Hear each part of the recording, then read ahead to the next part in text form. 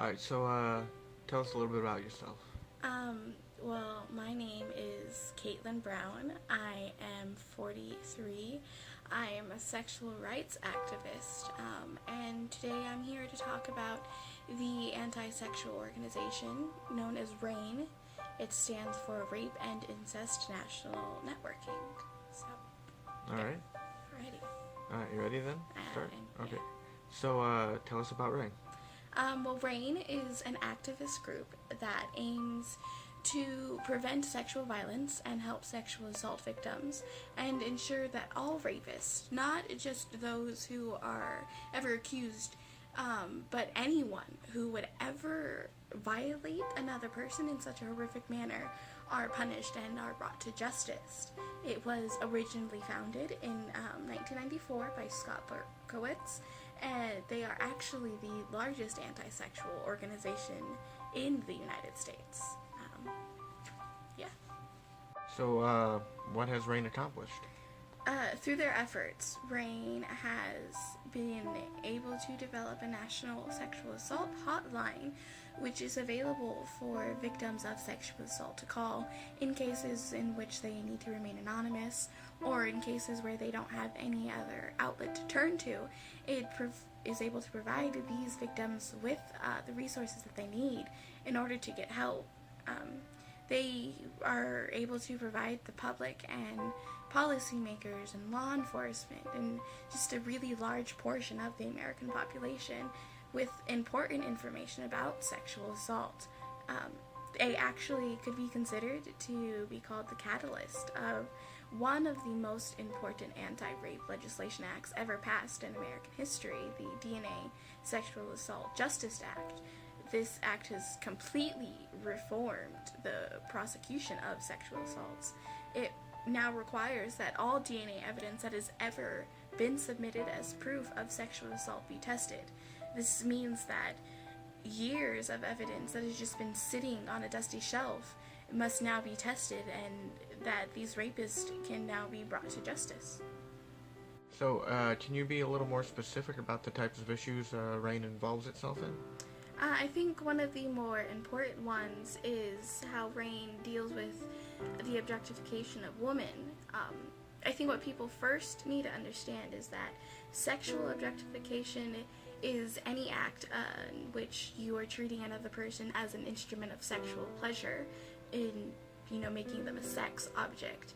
It more broadly means treating a person as a commodity or an object without regard to their personality or their dignity.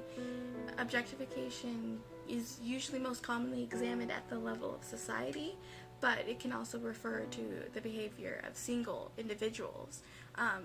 In regards to women, objectification is the act of disregarding the personal and intellectual capabilities and abilities of a female and completely reducing a woman's worth or role in society to that of an instrument for the sexual pleasure that she can produce in the mind of another.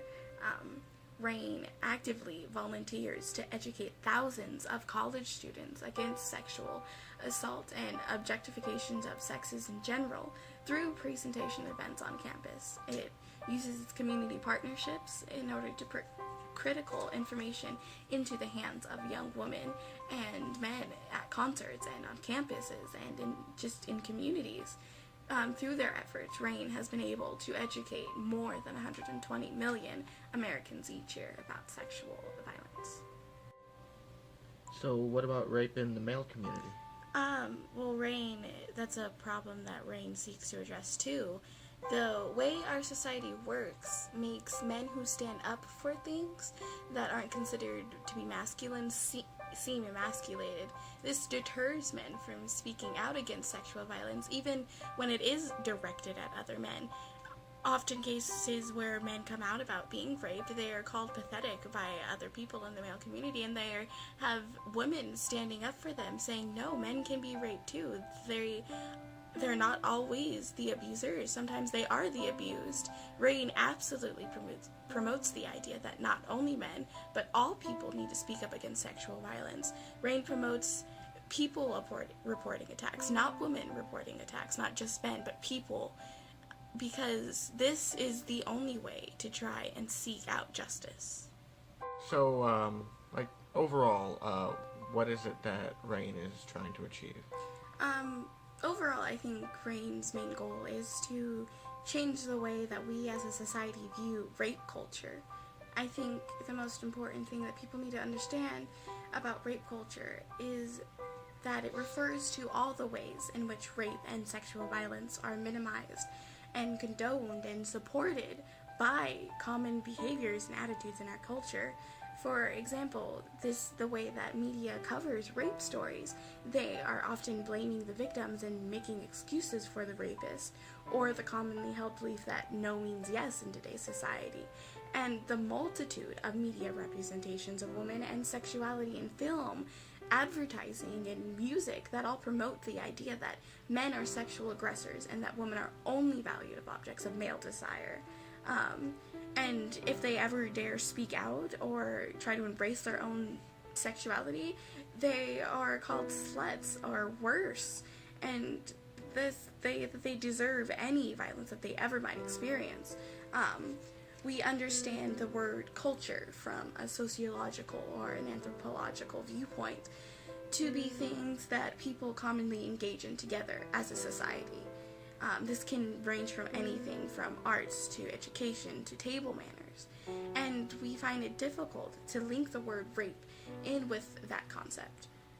We know that at its core, our society is not something that outwardly promotes rape, as the phrase could imply. After all, we don't commonly engage in sexual violence together as a society. To really understand rape culture better, first what we need to understand is that it's not necessarily a society or a group of people that outwardly are promoting rape, although it could be in some cases.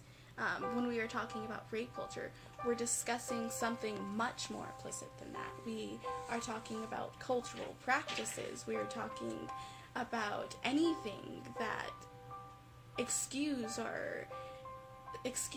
or otherwise tolerates sexual violence. We're talking about the way that we collectively think about rape. More often than not, it's situations in which sexual assault or rape or general violence are ignored or trivialized, or they're normalized, or they're made into jokes. And this happens a lot. This happens all the time, every day. It's in the pop music that tells women that you know you want it because of these blurred lines. It's prevalent when there's a judge who only sentences 30 days to a 50-year-old man who rapes a 14-year-old girl,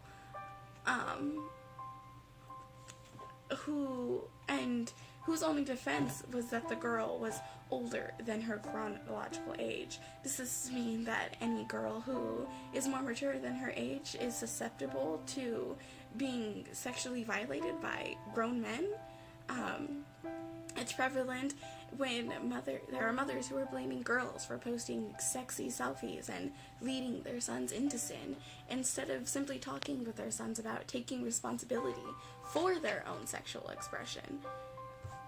Because of the overwhelming prevalence of these messages in society, these attitudes and behaviors are normalized and accepted as the norm, which in turn increases the prevalence.